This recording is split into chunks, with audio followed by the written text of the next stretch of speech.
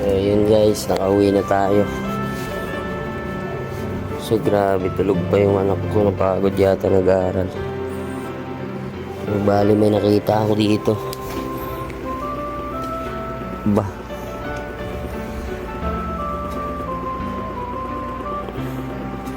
may medal yung bata.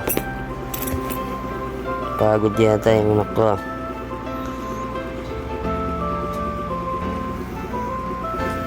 So yun, tulog po. So bali kaharating ko lang galing trabaho.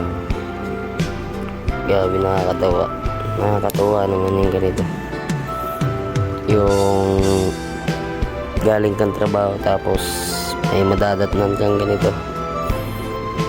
Ayan, proud na proud kami sa'yo ni mama mo, anak.